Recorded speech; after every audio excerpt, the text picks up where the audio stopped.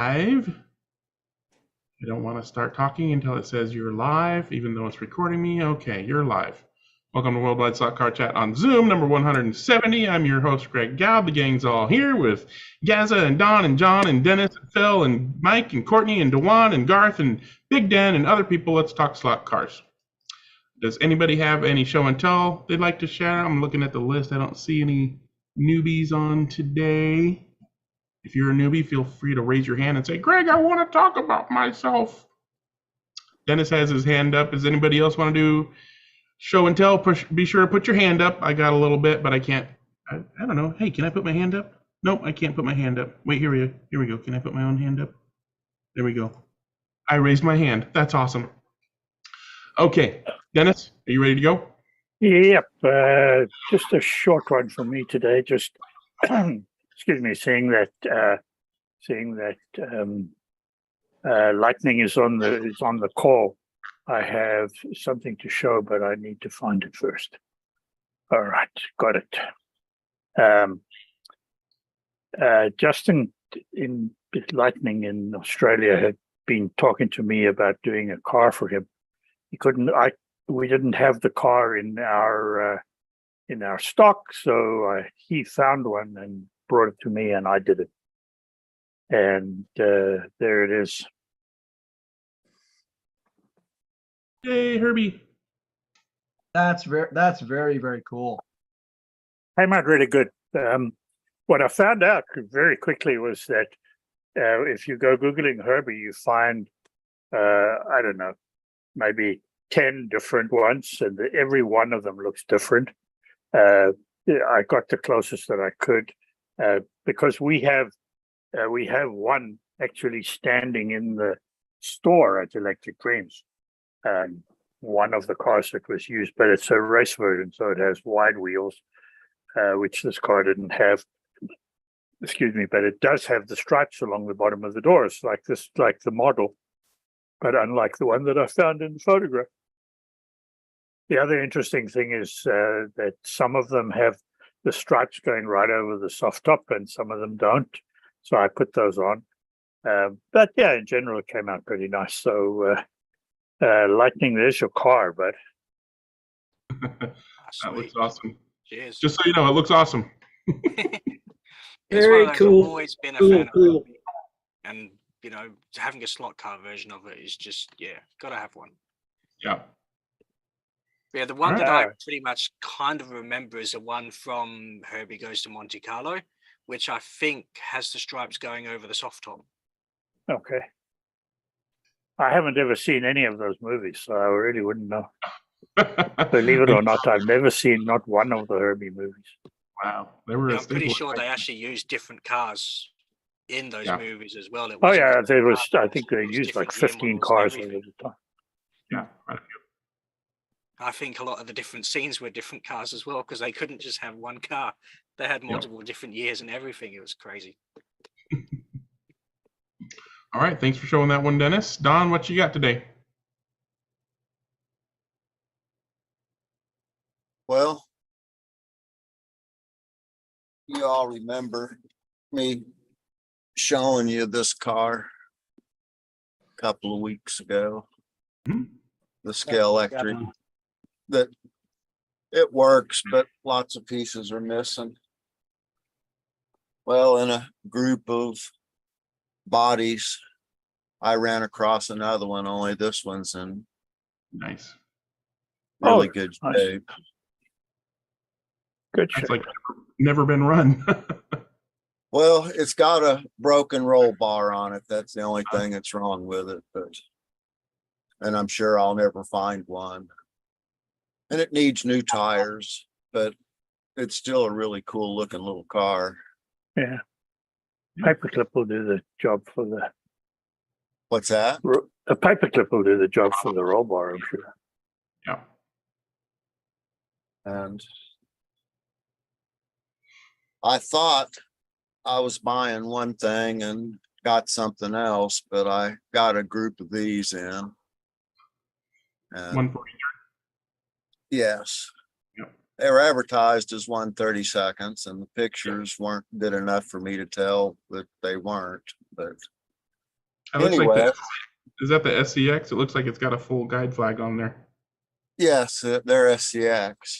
Yeah, These are actually really nice cars. yeah, Mhm. they run great. I considered sending them back and decided I'd just keep them. They're good cars. If they weren't so pretty, I probably would.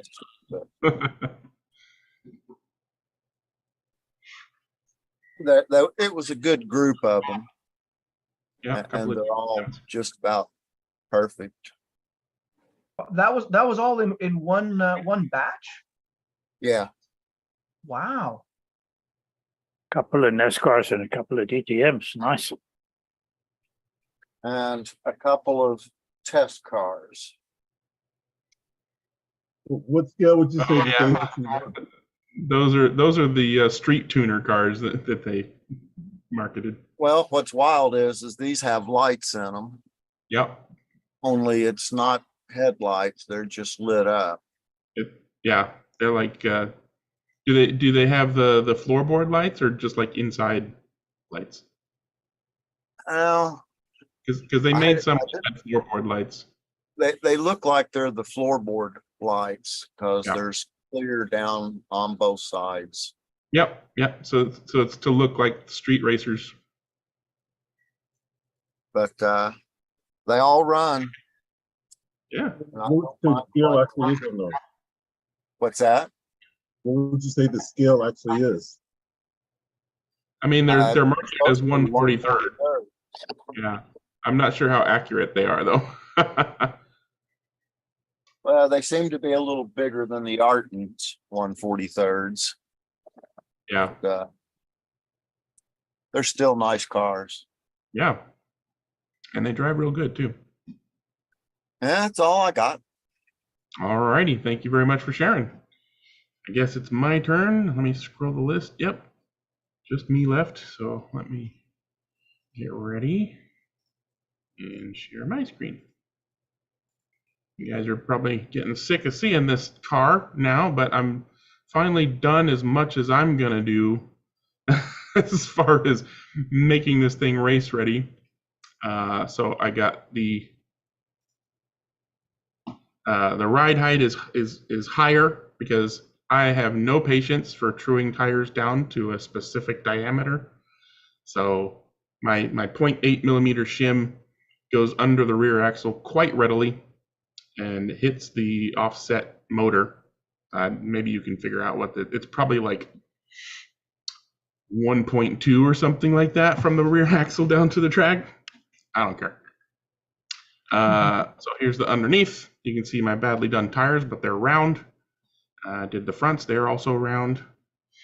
Got the tungsten weights in there, the spec motor, and the 23 tooth offset inline gears, 2-piece gear with the brass screws all over the place, and the wood guide, and the softest braid I have, not super soft, but I think it'll be fine.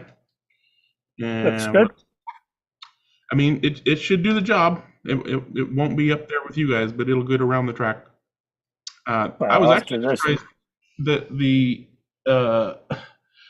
wires on the connector that they sent is shorter than I expected them to be, especially when you see it in the pictures. You're like, oh shit, that's so much wire. And I guess I didn't have to go under the axle, and I didn't have to put the connector there. But I like to keep things out of the way, and that seemed like a great place for the connector to be. It And looks exactly like mine. Yeah, the wires barely reached, especially once Well, yeah, but you brought the wires of mine. The wires just approach the guide from the side. I haven't tried to bend them over the middle of the I started that way because that's what I usually do, but they're so stiff that it just won't center. And I tried this, and it seems to be a little bit better for my car. Yeah, probably. But yeah, those wires are super stiff. I totally understand why Jim was wanting to change them out. But yeah, I think I'm good to Yeah, go. that's good, Greg. Yeah, you could have made the front tires a little smaller. I was gonna look at the spec to see are we allowed to put zero grips on? Yeah. I got some Scale Auto zero grips that I might be able to cram on there. So I might bring those with me just in case. But yeah, Okay. you know, I'll be happy just to drive this thing around and have some fun with you guys. I think it looks good. There's nothing wrong with that. All right, that's it for me, and it looks like Big Den is ready to share. Don, you're done, right? Yeah, well, there was one other car I Okay. forgot to show a minute ago, but it's a Strombecker. really nice Strombecker body. Porsche 906. Yeah, that's a really nice. That's a nice car. That was in that group that the Scalextric was in now. Once you get the thing down, the nose down a little. Yeah, looks good. Looks like good condition too. Yeah, it's nice. What chassis is under that, Don? What's that? What chassis is under that? It's just the plastic one. Okay. I have other chassis I could go on it, but this one was already put together and Yeah. new tires and everything. And Yeah, that's That's pretty fine. good. I don't, all those chassis like that, I don't think it really makes much difference whether it's this one or this one, or they all run about the same.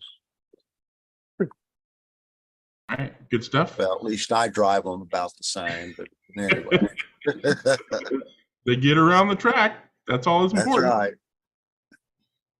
All right, go ahead, Big Den. Good afternoon, good morning, good evening, depending on where you are in the world. Before I forget, best of luck to all you guys that are participating in the Slot Nationals. I'll be watching a fair bit of the live stream. So next time I'm on, I'll probably have bleary eyes, hangover from jet lag or LA lag or something like that, and It's a wonder you haven't got one this morning after keeping me up the other night. yeah, well, yeah, don't worry, you're going to get a mention. Yeah, okay. So I haven't been on for a while. I've either had appointments on most Thursdays, or 1 week, 1 or 2 weeks, I wasn't too well. I actually felt worse than what Dennis Sampson looked when he had COVID. So you can imagine what I was going through. So I'll try with a screen share. It's been a while, so I'll see if I can do that. So.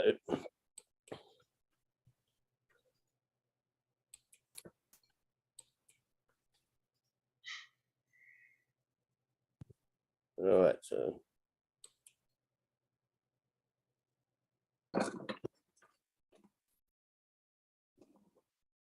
I'm getting a not responding thing here at the moment. Just let's hope that comes right. How are we going now? Something's coming in. There we go. Okay, so Magnets. here's a picture we've all seen before. a bunch of magnets, and Phil's laughing because he knows what's coming. Some weeks ago, I bought a slotted chaparral chassis that was quite unflat, and so I contacted my friendly chassis flattener in Hobart. He was a bit cheaper than buying an NSR version, so he said, "Oh, I'm a bit short on magnets, so could I bring some down?" Which I duly did. Anyway, as I was unloading my overnight bag, and I found the magnets to take out to Phil's shed. And when I got to the shed, I couldn't find them anywhere. I looked up and down. He said, "Oh, you probably left them at home." I said, "No, I got them out in a bag." Anyway, I hunted high and low through my box. I couldn't find them anywhere. Yesterday afternoon, as I was leaving Phil's place, I thought maybe I've dropped them down down behind the car, when I was getting into the tailgate to get my slot box out. No, they weren't there. And for some reason, I just looked back towards Phil's house, and on his porch/veranda was a metal framed chair. And I said, "What's that hanging off the chair?" And blow me down if the magnets hadn't, I must have brushed past the chair and the magnets latched themselves out of my pocket onto the chair. Believe it or not. I've got someone to corroborate the story. So I just thought that was, not the most scintillating piece of news, but just something a little bit funny, So I believe Yeah. Yeah. So, and anyway, the good news out of that is we did get the chassis flattened or filled it anyway. The next one, a little odd piece from some live racing. You're all familiar with the chameleon and how it can blend in with its surroundings. Well, I saw this in action at a race at Electric Dreams a couple of weeks ago. And here it is.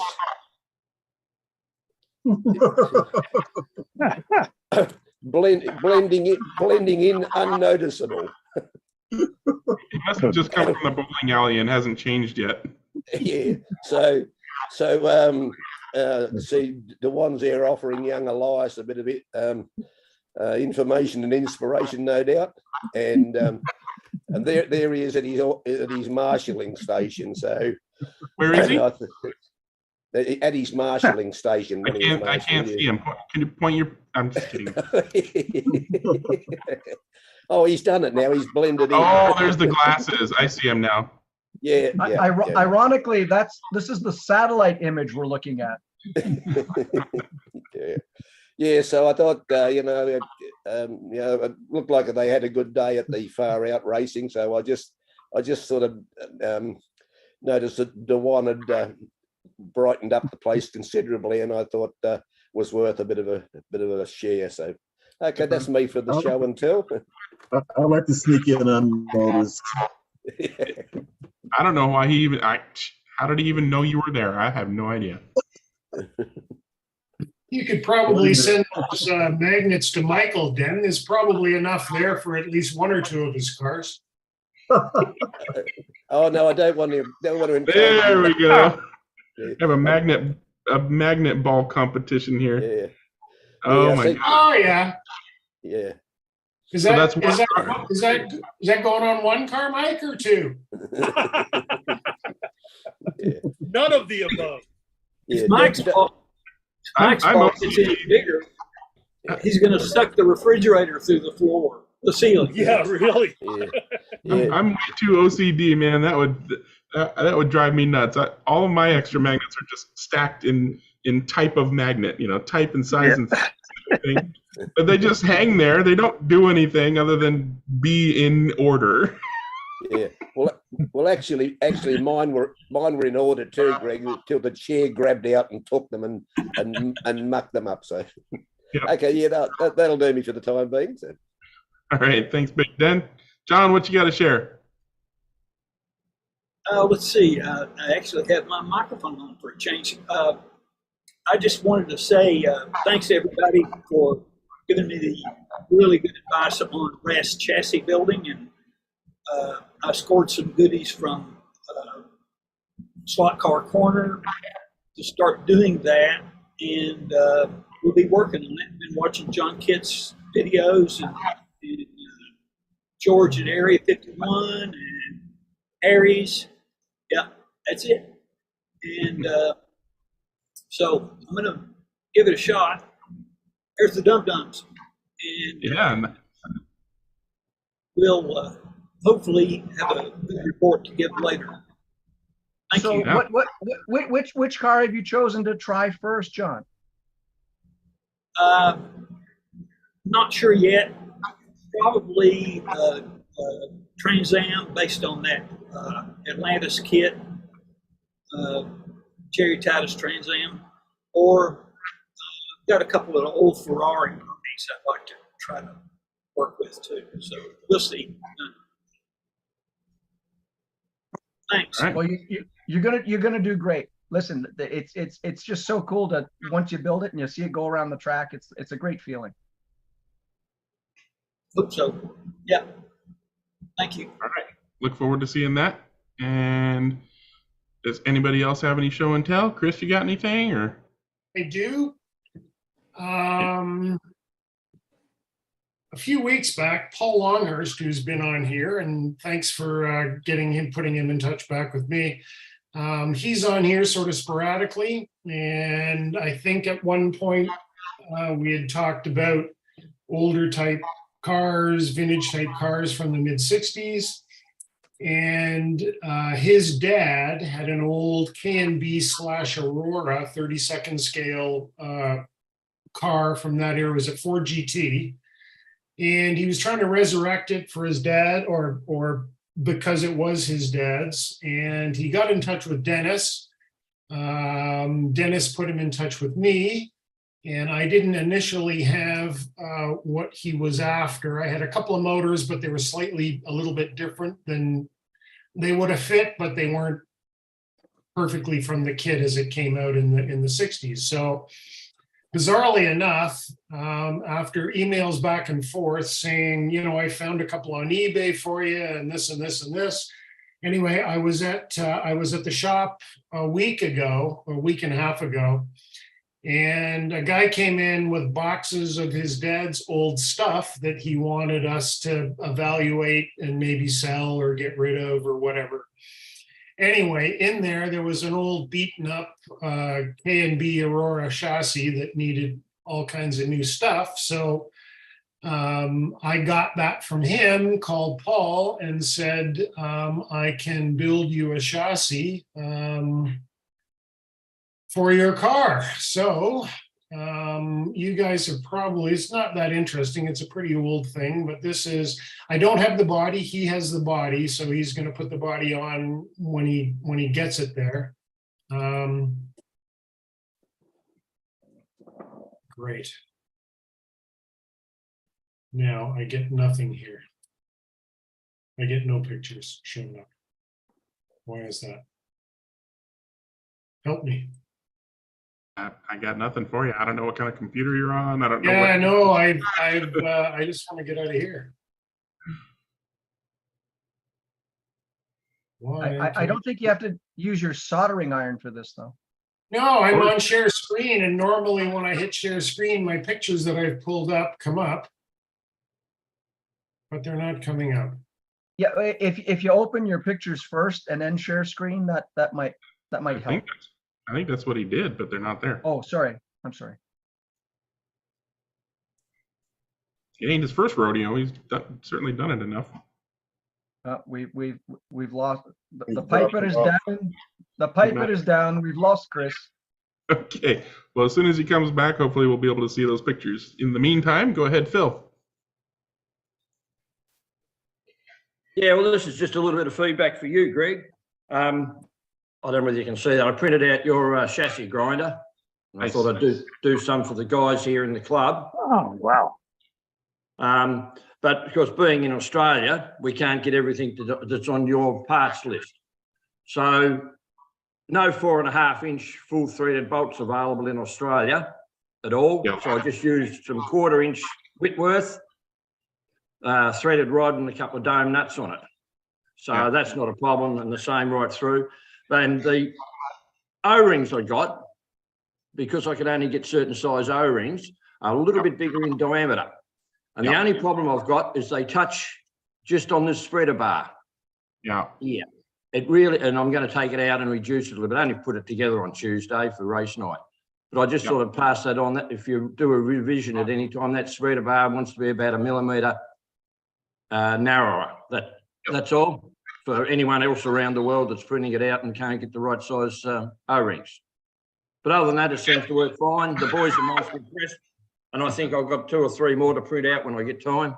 So thanks for that, and thank you both of you and Dennis. So you haven't printed, so that's the only one you've printed so far, right? Oh, I've got another one ready to assemble now. I'm just waiting on square nuts to arrive. Yeah. Okay, I'll go ahead. I'll literally do it while other people are chatting.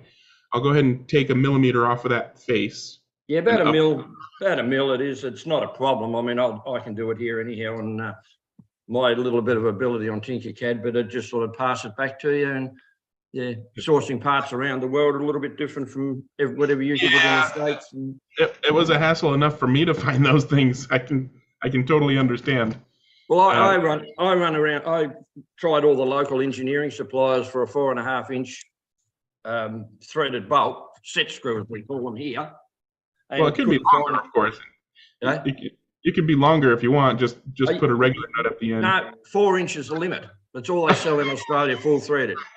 So that's the end of that. So I thought, what am I doing? And then I looked around the shed and I had some 6 mil threaded rod there I'd used on the go-karts. And I thought, oh no, that's a bit of ducked out and got a bit of 1/4 inch, and it's not a problem. A couple of dome, that solves the problem. So, yeah. So, no, thanks for that. And I think that'll go on to one of our guys that does a bit of web work for me. That'll be the first one out the door. Yeah. So Cool thanks for beans. that. You and Dennis, good. Did you post? It was I he didn't was really the, have much to do with it. he was the genius inspiration. I was the genius laborer. Well, he's a bit of a genius inspiration because sitting on my milling machine now is almost an aluminium version based a little bit more on Dennis's. So a bit better engineered, Dennis, for us engineers, mate. Oh, okay. I look forward to seeing that one. And if you can and if you're willing, please post photos of your make on printables. Yes, I will. As I said, I only assembled it up on Tuesday to show the boys, so they seemed quite keen on it and said thanks. Beautiful. That's all I've got anyhow. Thank you. I did all my tires on one of the machines, and I'm bringing a kit for Dennis. Dennis, you're getting a kit free of charge. And I'm bringing a completed one to let people see and fiddle with. Excellent. Thank you very much. At the event. Wonderful. Yeah, it worked okay. I had to tram it a couple of times because it's plastic. So I would be overjoyed to see. I can't wait to see your milled one, of course. Yeah. I would love to see a maker, say, okay, we're going to manufacture this design. Obviously, there'd be tons of changes because printing and milling are different beasts. But I'm not going there. It's too labor intensive to mill one, as Dennis will tell you. Oh yeah, hell. Unless you've got a CNC and can set it up, it's not worthwhile. It's too labor intensive. This afternoon, while I was doing those tires and being impatient with them, in spite of the thickness of the base plate, it still can flex a little bit.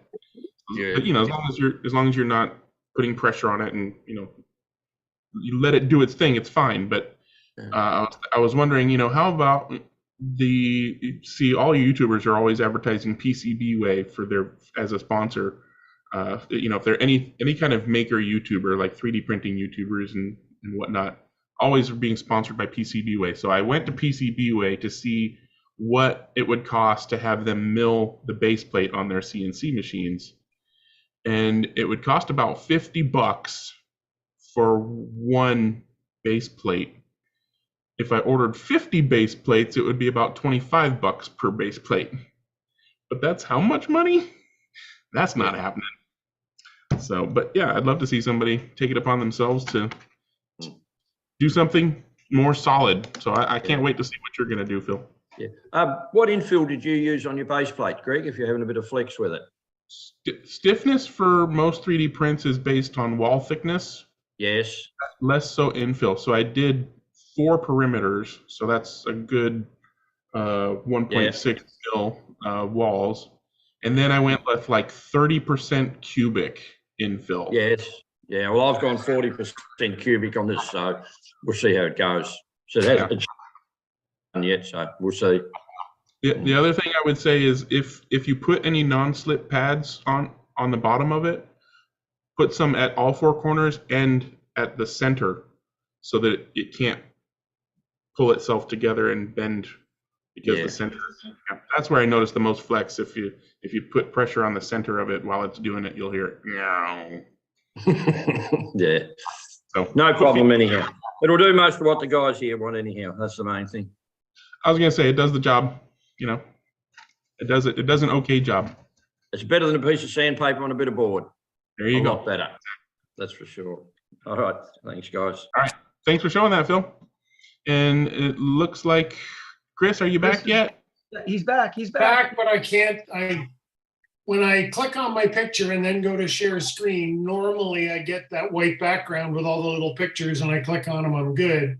Now I'm not getting any pictures at all. I'm just getting a whole bunch of stuff. I don't know what's going on. So I'll keep dicking around and hopefully I can figure it out. Yeah, if a picture pops up it's not what we're talking about, then I'll assume that you managed to get it to work and we'll let you talk about it. If that just suddenly happens, we're okay with that. I'm looking at the security things and I don't see any permissions I haven't given. Other people have been able to share, so I don't think it's on Zoom. Yeah, no, it's not. It's you pull up your picture and then click share screen, and then you can see the picture of what you're doing, and you click on that, and you're all good. Yeah. When I get no picture showing up in that screen, so it's something my end somewhere. Okay, well, hopefully that gets figured out. Until then, we can do some Club Corner. So if you have past, present, or future racing you'd like to talk about, obviously there's a whole lot of racing happening this weekend at Electric Dreams that me and Dennis and Dewan and Jim and obviously Maurizio and other people are going to attend. I don't know who else Keep is rubbing here. it in. Keep rubbing it in. You know what? Keep Just rubbing it in. make it a point and go. That's just, you know what? I'm just going to go. There you go. And then you go. I don't see anybody else in the chat that's going, as far as I know, but I don't know everybody who's going. I think they have 2 openings, so if anybody's interested, they might be able to still get in there. Did they fill those openings, Dennis? I think there could be maybe 2 spots still, or 1. Mm-hmm. Last I heard, there were 2 people who had withdrawn. Yeah. That may have changed. Yeah, so if that hasn't But changed, yeah, and the Maurizio will be there. You don't even have to pay for the spot. Right. That's true. The guy Travis, the Australian guy who does the that slot car guy on YouTube, he's going to be there apparently. Yep. There are a bunch of guys coming from Texas. There are a bunch of guys coming from Mexico. So it's almost an international right now. And so, yeah, everything's coming along. We're still, working. Marco, I know, and a couple of the other guys that are at the store are working crazy hours getting everything ready.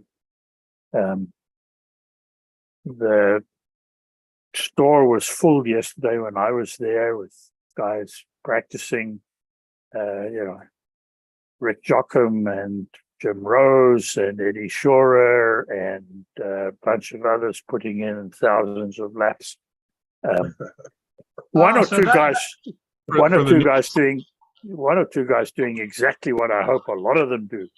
And they're looking at their car saying, a week ago this car was fantastic and now it's up to shit. And I'm thinking, carry on with that, guys, carry on. The more you do Dennis, that, it's interesting you mentioned that because Jim isn't here. He's probably at the track now practicing. he will be at the track right now, yeah, for sure. Ah. Yeah, it was cool to see the KTLA or whatever the news. Yeah, they were there yesterday morning. They actually were there for quite a while. They had a good time, and I thought that the coverage was pretty good. Very often that kind of coverage comes out a little wonky.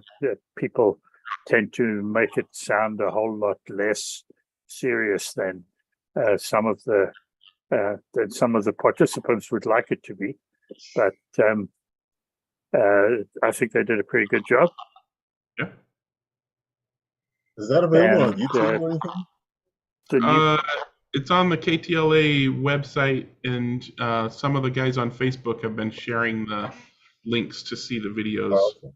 Yeah, but if you go to KTLA website and just put in slot car racing, you'll get to it straight away. There are three. There are 3 separate segments. There's one. The first one has a short interview with Mark Natividad. The second one has an interview with, I think, with Marco. The third, or with Rick Jockum and Elias. And the third one has an interview with Marco. I only saw 2 of them, so maybe I need to go back and look. So. But yeah, good stuff.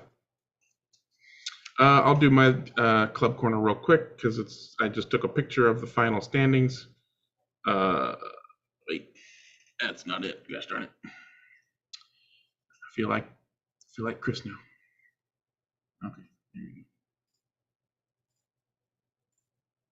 So this was we raced at Russ's, which is that big routed wood track with the huge bank at one end and all the really funny scenery.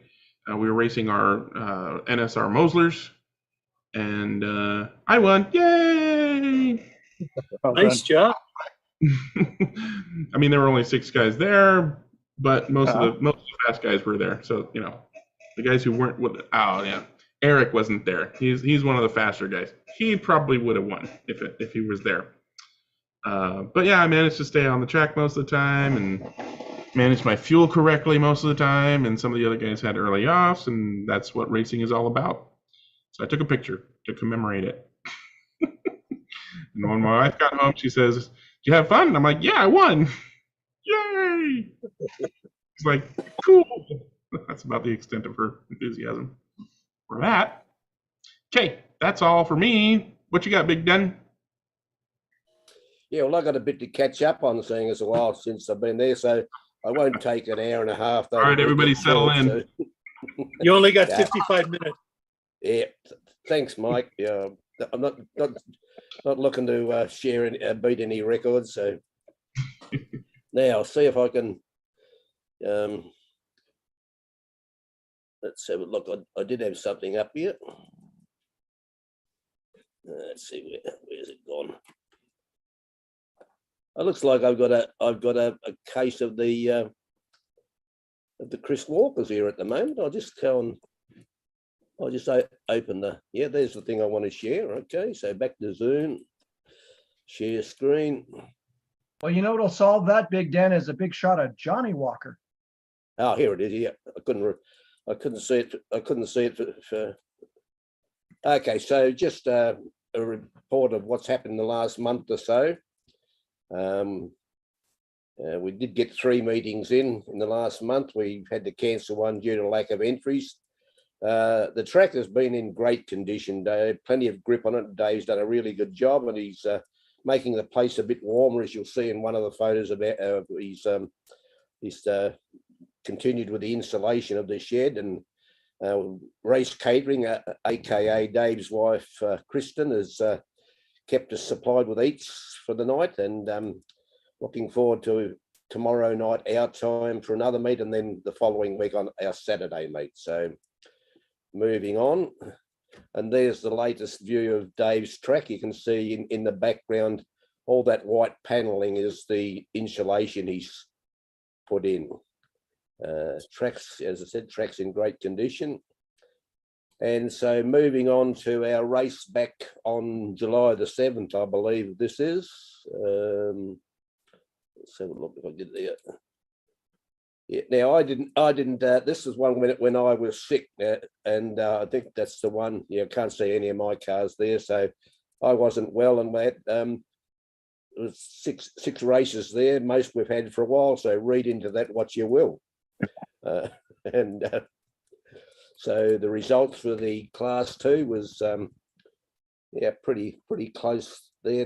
The 2 guys at the bottom of Graham, it was his first night there, so he was had a borrowed car and getting to grips with the you know, the concept of slot car racing.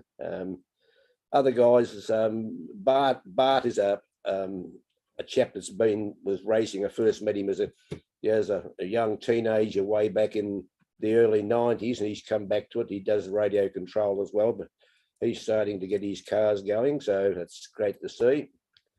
As is often the case, Group C is one of our most popular classes, so Bart was racing the black Mazda there and managed to get a podium for the evening first. And oh yeah, that's just a bit closer view. I just wanted to get the layout of the background in the back there, a bit more of the layout there. So that's a close-up of the cars and the scores. Dave and Alex had a pretty close battle, as you can see there from the scores. They always seem to be, you know, dicing pretty much head to head as far as scores go. So they had an easy night. They didn't have me to compete with or put up with. So then moving on to, I think this was July 28th. So 5 of us there. Dave's done a custom scheme on the little Opel Cadet there and got the car going pretty well. I managed to get up to third place and starting to get more laps in the BMW. I've got a Predator 18k motor in it, which is easier for me to drive, but not quite the pace of the other cars. So, and as each week goes by, Bart seems to be getting less wing appendages on the back of his car. He's lost the horizontal stabilizer there and just got the 2 little support fins up the back. So, and as far as the results go, next picture. It shows Alex winning there, but Dave had a rider situation. So he actually finished with 82 laps and got the win. And 78 seems to be about my pass score for the moment. So I just need to find a lapper bracket to be up with these guys. So, and then we raced DTMs for our 3rd class that evening. And I managed to get a little bit further up the standings there in my Mercedes with the pink attachments there to make it easier for an old bloke to see going around the track. And this was a fairly close race, as I remember, with Leon beat me just by a couple of meters or a few yards if you want to go to the US measurements. Dave, as you can see, all 5 cars were covered by 2 laps, so it was pretty good race. I always say that pink is a very fast color. So. Yeah, well, I was surprised you raced a car recently that didn't have your traditional pink, white, and blue scheme on it, Dennis. I was most horrified. Yeah. All this is really is just the wing was taken off and sprayed, and when I put the new chassis in to replace the one that I literally melted with the glue I used to put the lead on. I just masked and sprayed the front of the chassis, so the little spoiler looks like it's been painted cleverly there, but wasn't all that clever at all. Otherwise, I wouldn't be able to do it. So, and again, yeah, back to the lap scores to show you how close it was. And final class for is this the Group C? I'm not sure what night was this. No, yeah, that must have been that night. Yeah, okay, yes, last race. Group C, I think Leon was up the front there. Bart seems to have a bit of a thing with wings detaching. The black Mazda hasn't got its orange wing on the back of it now, so hopefully that'll get back on fairly quickly. I managed to, well, I didn't sneak in for 3rd. I was quite a way behind, so that's a pretty small picture, isn't it? I'll hit the plus. There we go. So Alex got a little ahead of Dave in this case to get revenge for being beaten in the 2-litre class. So again, close racing between those 2. And then moving on to last Friday night, it's the last race we had at this stage. And another one of our guys who'd been sick for a couple of weeks, Coxie, what's his name, Stephen? He came back and got on with the job straight away and won with his little escort there. I was only 4 of us racing, but the racing was pretty clean all night. So I think we only had about two track calls all night. One of Bart's friends was there, did the marshalling, and we just didn't need marshals because most of us stayed on the track through the night. So that was you can have fun with four guys and good racing if it's clean racing. And on the scores, Coxie came back with a vengeance and won with 81. Dave was only a lap ahead of me, and I got my par 78 again. So I'm happy that I'm getting a bit of consistency with the car. Next up was Group C. I'm way back in this one. I ran an old car to see how it would go, but with the view to selling it to someone. I'm not sure the results anyone would be interested now, but Dave the win there, Bart second, and Coxie third. As confirmed, Dave had a pretty comfortable win there, and I think Bart just got over Coxie by sections of it. 79. So What happened? Okay. 79. Me, oh, as I said, I ran an old car with lousy tyres, and the car's all right. It just didn't have any grip. Was that you, Gazza? Yes, yeah. So it wasn't. Yeah, it wasn't the finest effort, but I just sort of let them have a bit of fun until the last race.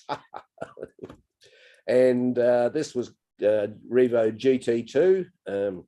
Dave's got a new, is it a PlayStation? A PlayStation Viper to play with. And again, now have a look at that. How do you like them apples, Gazza? I had a really good night. The car was hooked up. I was okay and comfortable win. So as one singer once said, save the best for last. So, and that's the Laguna Seca race report for the last month. Thank you, and I'll unshare. Save the best for last. Yeah, okay, yeah. Was that Celine Dion? John Kitt's a Canadian. If you want to sell that car, Dan, all you got to do is paint it blue and yellow. You got to sell straight away. Yeah. Well, I was thinking of selling it to someone because I got 2 Vipers, and when I got that many laps, I thought, oh no, I better find something else to sell. Okay, then that'll do me. I'm probably going to have to drift off a little earlier, fellas, because I got 2 more appointments today, later in the morning and afternoon, so I won't be on for the full session. But and again, have fun and have a great time down at Electric Dreams, you guys that are going there. Thank you very much. Alrighty. Anybody else got any racing they want to talk about? Otherwise, we'll throw the floor open and talk about whatever. Okay, we're going to talk about whatever. Oh, I got. Go ahead, Mike. Well, actually, I put up 2 weeks worth of videos John, on it. The video. Okay, put a link to that page in the chat for us, would you, John? Yeah, that's the page that I went to. I only saw 2 videos. Yeah, there's one up at the header of the article and then 2 below. Oh, okay. I scrolled down. All right. Thanks, John. Go ahead, Mike. Anyway, I had a pretty good night. We ran those. That's last week, not this week.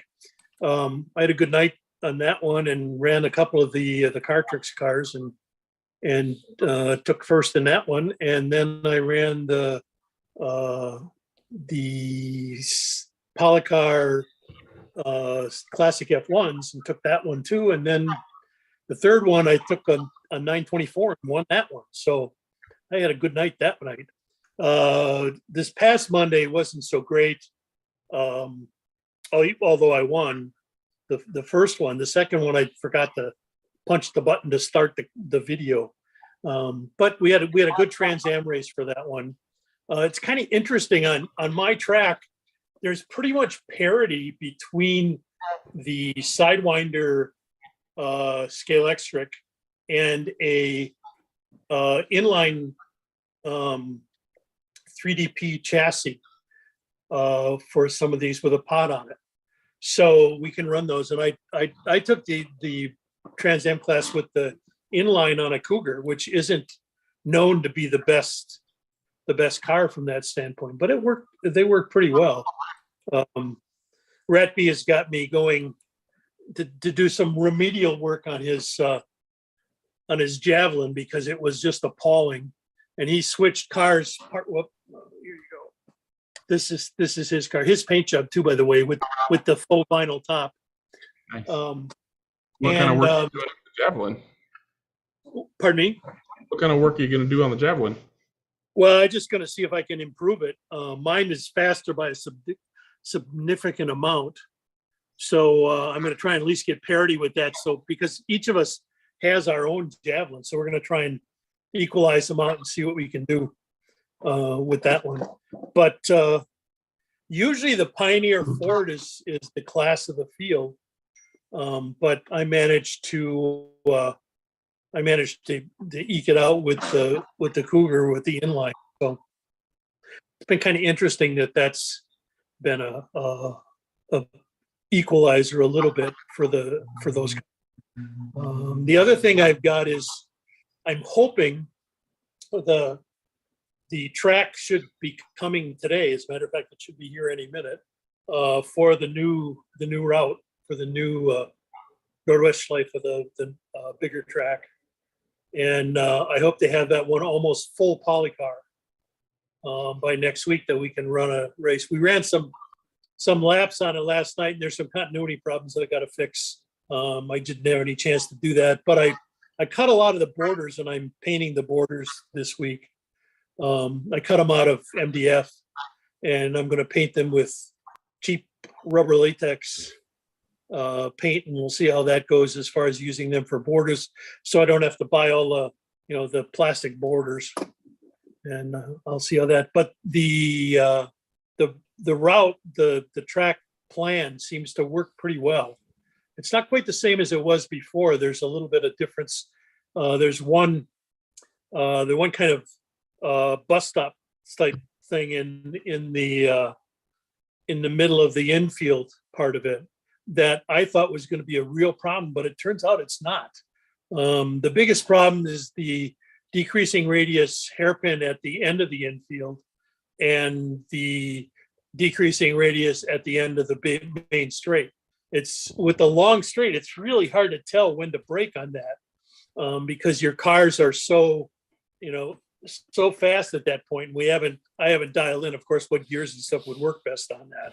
So we'll see what happens, but I'm looking forward to playing with that. And eventually that one's going to be turned into an oxygen only track. We'll see from there. The only bad part of this week is that I have the return of my cutting out the computer problem, which was gone for 2 weeks and now it's back and didn't change anything. I don't know what it is. The only thing I can figure out is it's got to be something to do with having more than 2 drivers, because with 2 drivers and 2 ghost cars, it works perfectly fine. And I don't know.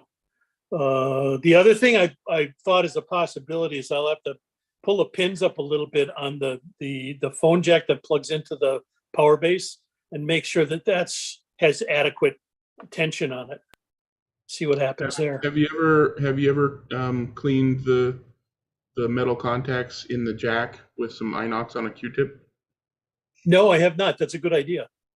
Yeah, I'll give that a Yeah, anytime I have problems with anything with a pressure contact like that, the Pit Pro thing has pogo pins that touch contacts and stuff like that, controller plugs and yeah, just clean the contacts with a Q-tip with a drop or 2 of inox, and then see if that helps. I mean, it won't maybe that'll work. fix it, but if you think it's like an oxidation or a poor connection issue, that's the first thing to try.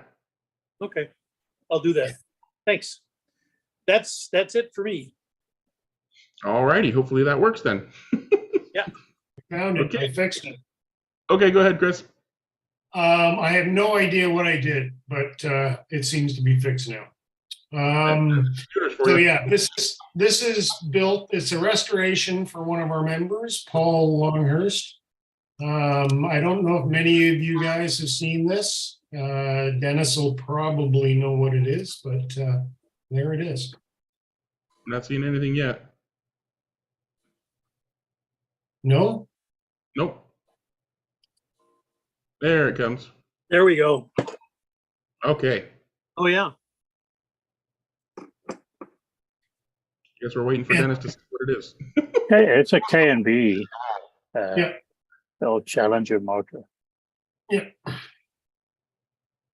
Runs But so it has a couple of special Chris Walker touches to it, like the 2 little pieces of tubing that hold the lead wires going forward. Mhm. And I guess is that the original guide or is that a Cox guide that's in it now? No, the guide that was completely mangled, Dennis, and I didn't have, the only thing that I had with a post the same size, I didn't want to spend a whole bunch of time sleeving it, was an old Cox guide, which has about the same length. It was Pretty good. fine. Yeah, it looks nice. Yeah, no, it looks And- fine. I took And I some see old- you've beefed up the magnets a little bit too. Well, it was in pretty bad shape, so I had to open up the whole thing was, it was red, it was corroded beyond belief. There wasn't a shiny spot on the whole car. So I had to open up the motor, and as you know, when you open up those old motors with the Alnico magnets, you may as well put bottle caps in for like they just die. Yeah, So and they're really these- difficult to remagnetize.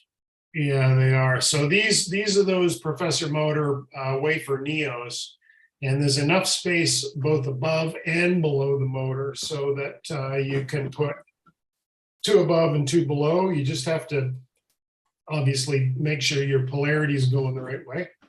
Yeah. But and this uses, interestingly enough, I don't know if you have many of these. This uses some EJ's Hobbies rear rubber tires, and those are great tires. Yeah, I know the tires. I have a Yeah. couple of sets on a few cars. They actually work very well. Oh, yeah. Surprisingly These are- well. I was stunned how well. I've done a few cars with them, and I'm always amazed at how Yeah, quickly they work really well. Yeah. So this is going off to Paul Longhurst. Nice.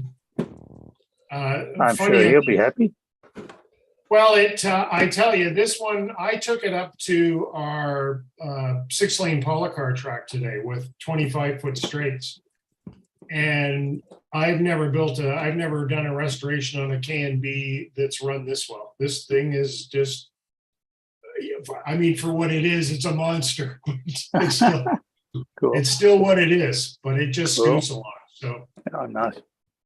yeah, so he just has to, this is a sort of a telescoping chassis here. It's a bit of a bizarre, there's a little flat-headed rivet here that the wheelbase is adjustable and it just sort of slides along. So he'll just have to push and pull this stuff to fit the Ford GT, and then a body post goes here and a couple or a body screw, and that holds the wheelbase in line.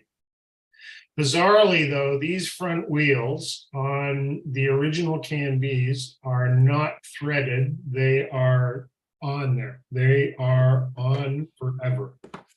Yeah, they pressed them on. Yeah. Yeah. So after 55 years of being on there, they ain't coming off. So it was a bit of a challenge to figure out how to true the front tire. So anyways, that's off to Paul Longhurst. And Nice. that's it for me. Very nice. Chris, how did you get the gears so nice? They look really good. Well, I soaked them in some WD-40 for a couple of hours, and then I went at them with a Dremel with a wire brush, and then I went at them with Simichrome polish, and then I chucked them and deburred them and cleaned the edges, and you know, it probably took me, I don't even want to tell you how long. It took a long time. And Greg says he's got OCD. Ironically, not enough to get to have me sitting there with magnifying glasses on my car. That's what I'm saying. Yeah, yeah. We all think we've got OCD until Chris comes along. I don't. No, he's got I just passion. can't. I have to do it. I mean, I just have to. I see it, and I can't. You know. I think that's the definition of OCD, isn't it? Well, actually, I think Oh, no, Chris doesn't have OCD. Chris has CDO. Yeah, It's like OCD, but the letters are in the correct order. that's right. Obsessive. I like that. He's passionate. That's what it is. Yeah. And he's an expert, and he's a craftsman. So that's true. It's really nice work. a dangerous who's next? combination. Next? Who's next? All right, Dewan, what you got? Okay. This was our club corner thing. I think I have it. We're at the Fire Out Racing doing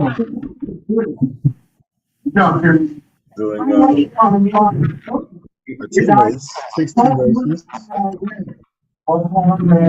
And we have four teams, obviously. And we're racing Revell, vintage Revell bodies with 3D printed mechanicals for the chassis. Everything except the motors in it. You want to mute the video because the video is talking over you. Oh, sorry.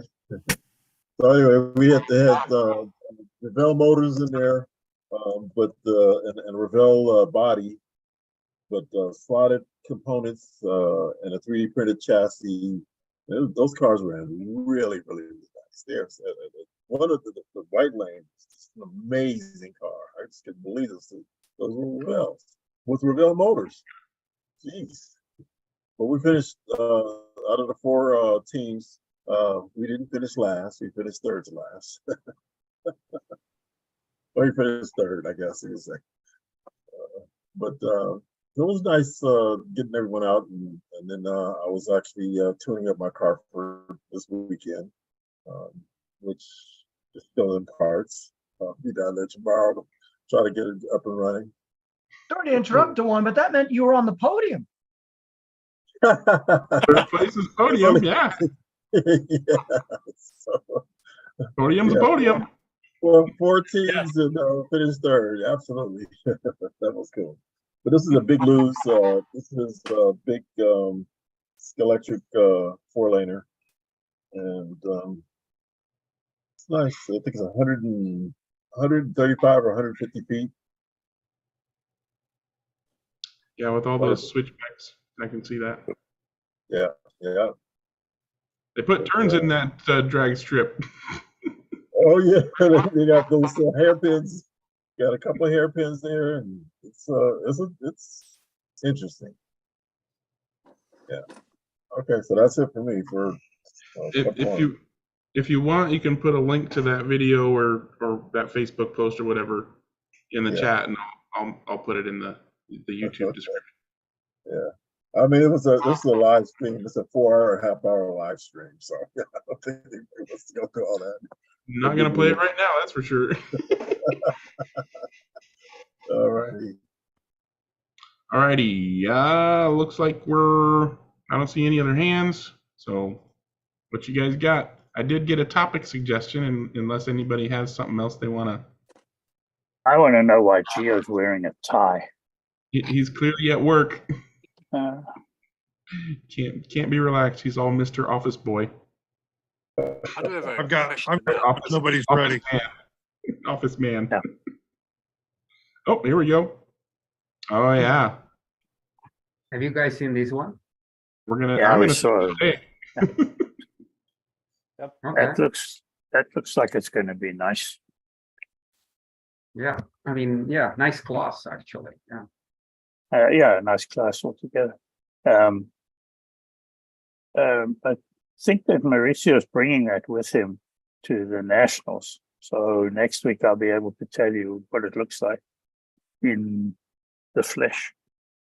Take some pictures. Hmm. Oh, yeah. Is that so? How many hypercars do that? Is that the only hypercar that they have? It's not. It's not. Yeah, go ahead then. It's not hyper? No. Oh, I thought it was a hypercar. So it's just LMP. Two. An LMP2 car, like the It'll Orica. All right. Because they're doing an Orica as well, and that's coming before the Acura, I would expect. So yeah, the And then Oreca it- basically, yeah, it's a kind of a project that started in Belgium and Netherlands between Tamar and someone else in Belgium. I don't remember his name.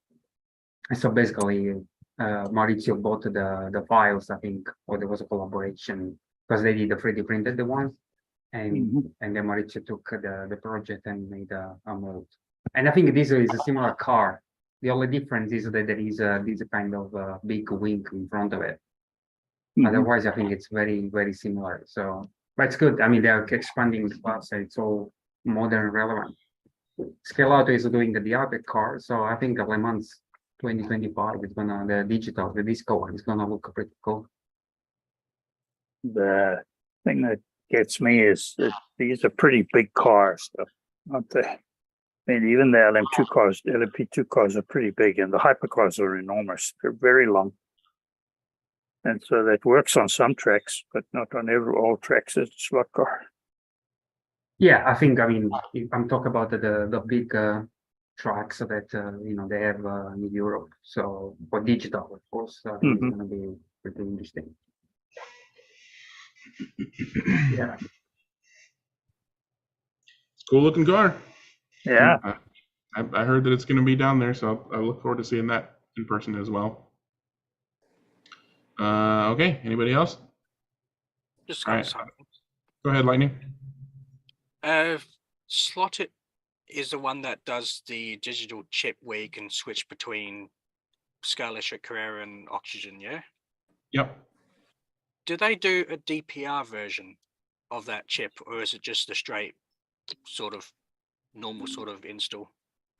It fits on a DPR hatch, and there's a 3D printed DPR door designed for that chip to clip into that you can buy on Shapeways.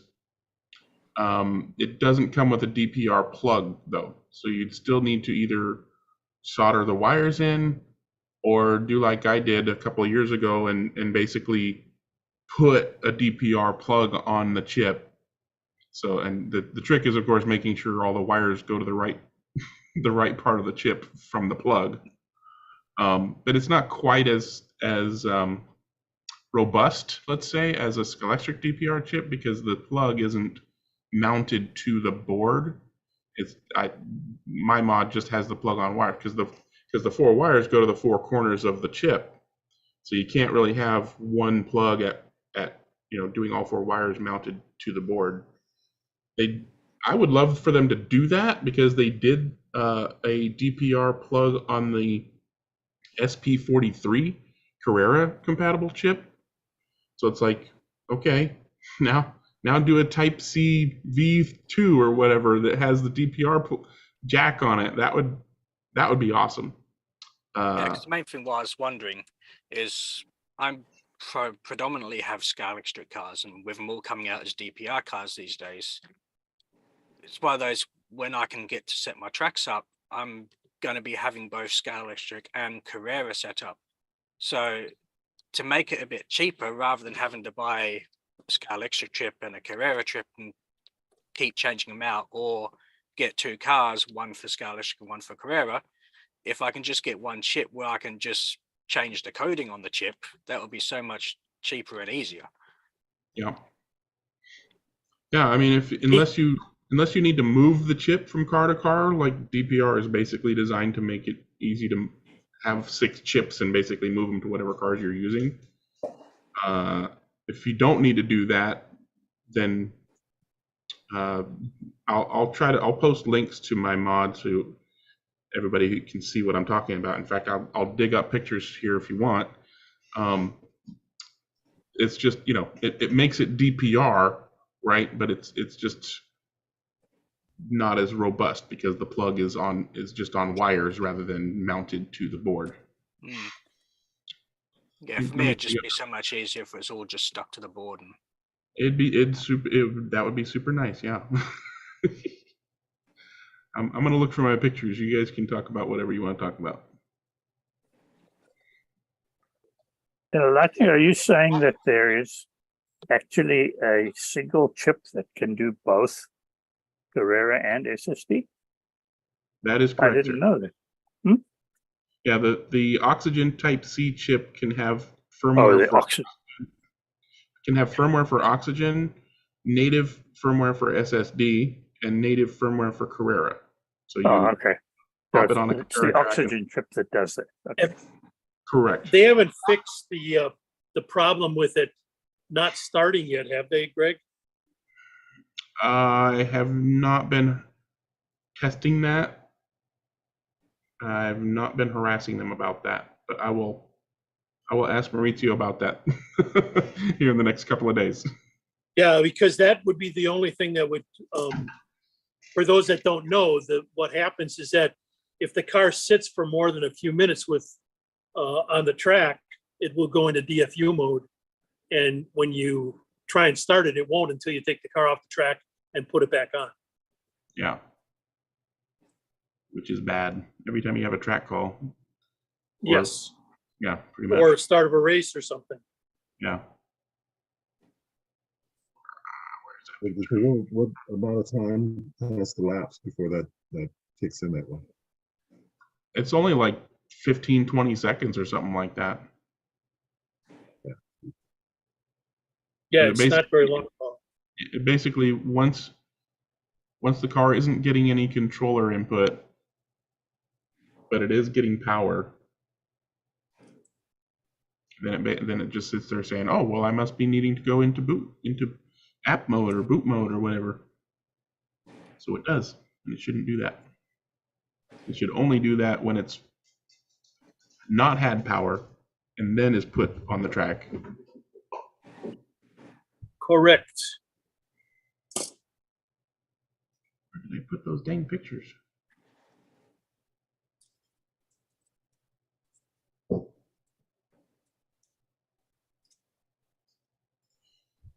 Okay, well, I'll go ahead and bring up the topic so you guys can talk about something while I'm looking for pictures. Okay. Where is that doc? Now I gotta find the document that I was looking at. I got one. I got my my Geo. I got that True Speed Dennis Sampson 17 knob controller. This is worth a 10. This, I thought you had one. Not yet. Yeah, I mean, Dennis has the older version. But I have two PWM2, so if you add them together, I've still got more knobs. So do you know how to use it, Courtney? I don't know exactly how to use it, but I raced it. I raced it last week at the commercial track with our stock NSR GT3s. With the long can motor, I just decided I was going to just use it all night. I did end up third. I did have the fastest lap, but it wasn't as consistent. What I can't figure out is the post braking, because it wants to stop and then let off and roll in. And, old school, wants me to let off too soon. And then when I try to drive it in too deep, I've got an off. Yeah, why we're using the cost? Which motor were you because on the commercial track with those long cam motors, they have so much torque that they'll stop on a dime and give you 7 cents change. Even if you have the brakes turned down all the way. Yeah. Well, that's the way I run that old controller, my standard commercial controller. But obviously I wanted this so I could have that. I'm looking to win, so I could have that advantage. And it's a neat controller. It does everything just like it says. It's just figuring it out. Can you basically show the controller the handle, the top one? I want to see the cost knob. How far? Yeah, so basically, so this is a lot of cost. No, actually no. Yeah. So that too, actually no, it doesn't work that way. So no, the more you turn, the more brake you get, which is a bit counterintuitive to the name of the thing that they have there. So I think right in the middle, but it works good. I just couldn't get that initial, it breaks and then it lets off for you, and that's what I was struggling with. Yeah. like I say, you know, I wasn't running my fastest car. So I was experimenting all night. I mean, my car is good, but it's, you know, my other one's a 10th and a half faster, but the controller works really good. I just didn't quite get it dialed in the way I wanted it to. But it's cool. I mean, I haven't messed with it on my home track at all. I've been busy trying to, you know, kill some real estate people. And yeah, but I like it. Good. I think it probably takes 6 or 8 races to really get an idea of how to work everything on those controllers. It took me a while. Well, and then of course I tried it with the flexi cars with the, yeah, you know, I'm with curious like, about that. yeah, no. It works for about 2 turns. Then the brake FET, I assume, overheats and it just coasts. So it didn't like the bigger cars. That's interesting because I run them all the time on the Well, PWM2s. Right. And I remember you saying that, and I was assuming to be the same. I've sent an email to Steve, but I haven't got a reply. I probably need to readdress that. I have been not non-slot car related stuff lately. Life. People call it life. How many? It's just by himself, right? So how many humps those car draw? Well, it must be over 5 or 6 because I think that's what this one draws. The peak at this one I think is 12. 12. Is that right? No, it should be 25 and peak should be 30 for what if I remember correctly. Dennis you can correct Yeah, me if I'm wrong. but that's not on the brake side. I think Courtney's saying that the brakes were going away when he was using it with the flexi car.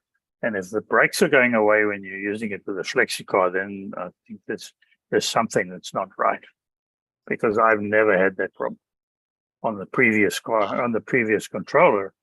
And I have never heard anybody yet although I must admit I haven't seen anybody running an Apex with flexicars yet. But it just sounds a little strange to me that there would be a problem with that because generally the EMF and the current that's generated in braking is a lot lower than what you're getting during acceleration of the car. That's going to draw a lot more current accelerating than it is going to generate current braking. Yeah, the other thing that you need to check with Steve is, I mean, you didn't buy this new, did you? Is a new controller or secondhand? No, new. I bought it. I after our last one, I reached out to him. He had a US version that was spoken for, but not paid for. And so I paid for it immediately and he sent it over. Okay, so yeah, so maybe double check with him if he made those modifications that he asked me to do for my controller when it was not working properly. I don't know if it's related to brakes, but I think a brake was part of the issue. I told you that the best way to modify the stuff, right? Because there was yeah. So and since I did the modification, I removed that component, added some new resistors or different resistors basically. Now the problem seems solved, but you know, I don't know. But anyway, so yeah, get in touch with him and see what he said. Yeah, I'll reach out. It worked fine with the 30-second car. Yeah, I mean, I don't think I'm gonna ever use metal. I mean, those are like crazy stuff, but yeah, it would be good to know in case. Yeah, find out, right? Yeah. All right, Greg, I'm sorry, that's all I have. No, I found the pictures. I'm good. I found the pictures. So I'll go ahead and share my screen now. So this is my second attempt. The first time I just had a whole bunch of long wire going to the pads to basically make sure it works. This was my second one where I made the wires just long enough to get from where they need to go on the chip to the connector. And I tucked the Hall sensor over to the side. So as this chip, as shown, is fully oxygen, Scalextric digital, and Carrera digital compatible DPR. It's just that the connector is just kind of loosely there on the wires. So you got to take care while you're unplugging and plugging it in. So the Hall effect sensor. Go ahead. Did you drill the hole for the screws at the bottom to change it from AC to DC? Yeah, I did not make a hole in the DPR chip to do that. When I do this, I generally just put it in AC mode because I don't really care. Yeah, okay. Half a volt doesn't bother me. No big deal. For the Hall effect sensor, basically, this is the connector for the ribbon. I tucked it under the chip and then looped it back around and then stuck it through some shrink tube that's been glued to the side. Fortunately, there's just a perfect amount of room right there next to the chip on the DPR door to fit. And this is the back side and the other side. And then I made a picture for myself to show me exactly where the wires go so I don't mess it up. I basically, I got a DPR car and figured out exactly which wire goes to which based on the position of the connector, and then drew myself a little picture to know which wire goes to which pad on the chip. And here's my first attempt with long wires. It worked, of course, but messy. So yeah, that's pretty much that. But as you can see, at the very least, the chip is designed to fit onto a DPR sized door. So you don't have to, like, if you have a DPR car, at the very least, you don't need to drill holes and use glue and stuff like that to mount the chip. You just got to print out, get a print of the door from Shapeways. LED, the middle one in the center, because it seems that the chip is kind of installed with an offset on the DPR hatch. Yeah, so the LED on the chip is actually off center. So when you put the chip on the DPR hatch like that, the LED is on center. Okay.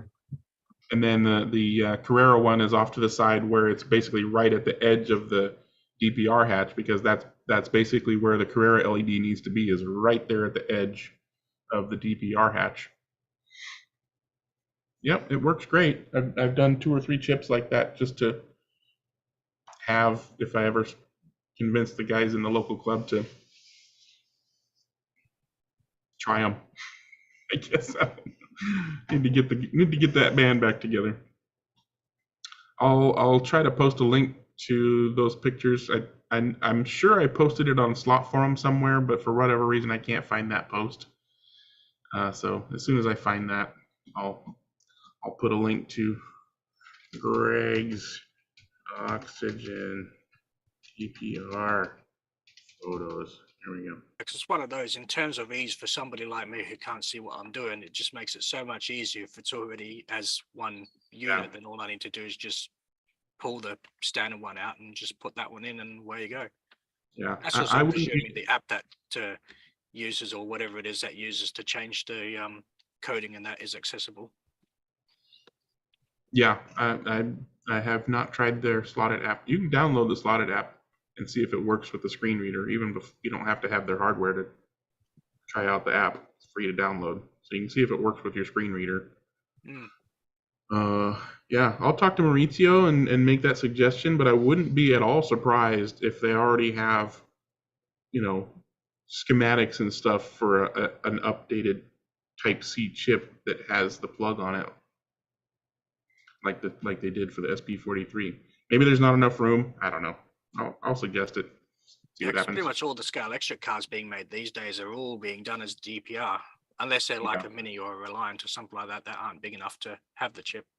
Yep, and Pioneer, every car they make is DPR if it can be. It'd be nice if more manufacturers did that, but apparently they don't care. Alrighty, so I'm going to dig up that topic, unless somebody else has something they want to talk about. All right, here we go. Where is it? There it is. Okay, so the question is, and this was from somebody who is sorting his tracks, his Scalextric Sport track, planning to do another layout. And when he's going through his bin full of track, he found a lot that have more corrosion than he expected them to have.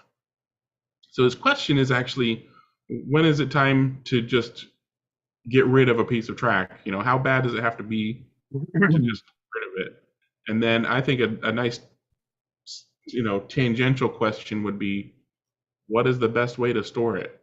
You know, when you're not using it, when you're just literally just storing it. Is there is there some magic?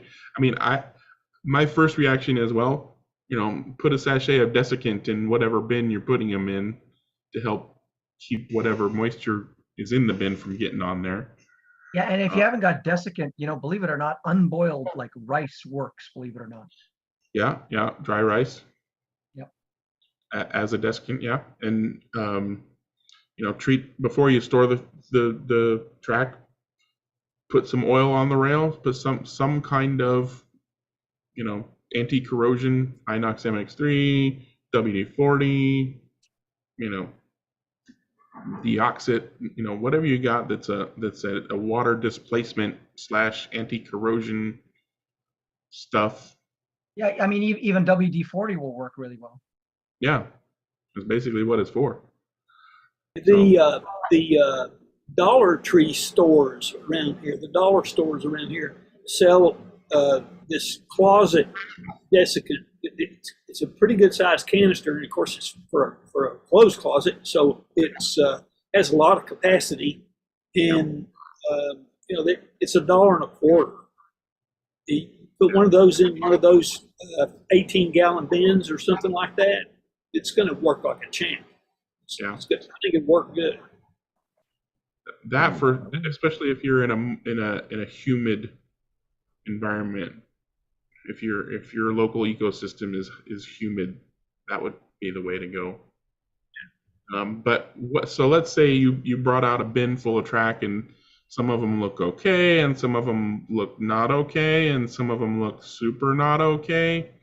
At one point, you know, I guess I'm pointing this to Dewan. Is he still? Yeah, there you are, Dewan. So at what point do you look at a piece of track and say, nope, it's garbage?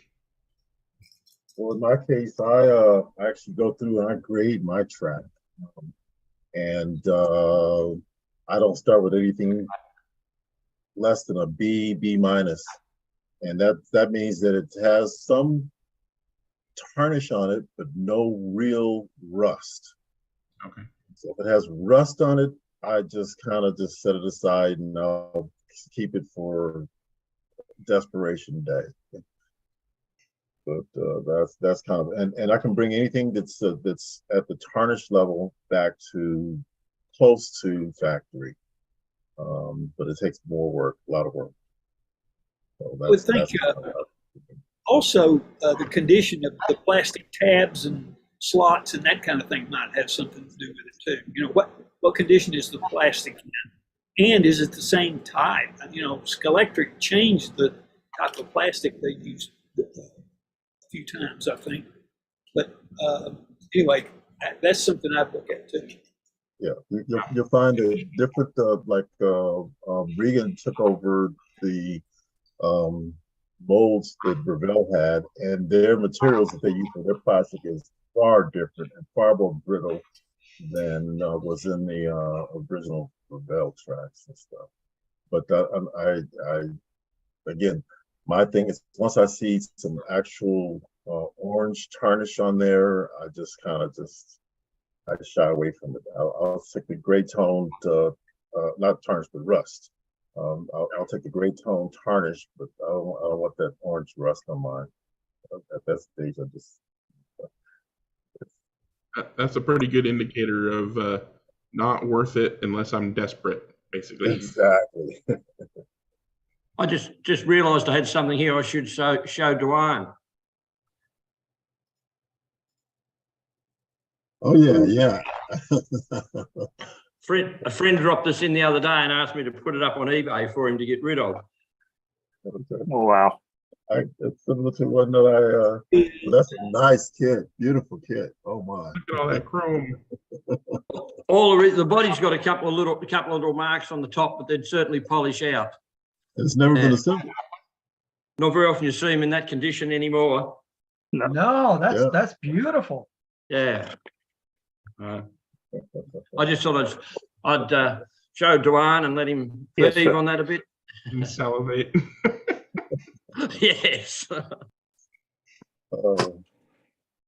I think that's Yeah. probably a sufficient answer for that DC particular voltage, topic. yes. Dennis is talking to people, so I'm going to mute him. There we go. It'd depend on the track itself, wouldn't it? Because there's that many different types of tin and everything else involved in the rails. Some of them have a better quality, like Carrera rails, a lot better than what electric rails are. And so horses for courses, really, is it? Depends how much you want to really keep them. Yeah, I mean, they were asking specifically about Scalextric track. That stuff is just super cheap. there's really no reason to keep a piece of track that's rusted. Well, all mine went in the bin years ago. Yeah. None. Like you're saying, Carrera has stainless steel. Polycar is stainless steel. I don't know what Scale Auto is using. Chris, do you know? The other option is, of course, the old tape over the top there, the copper tape, if you want to go to that extreme. Oh yeah, copper tape. Yeah.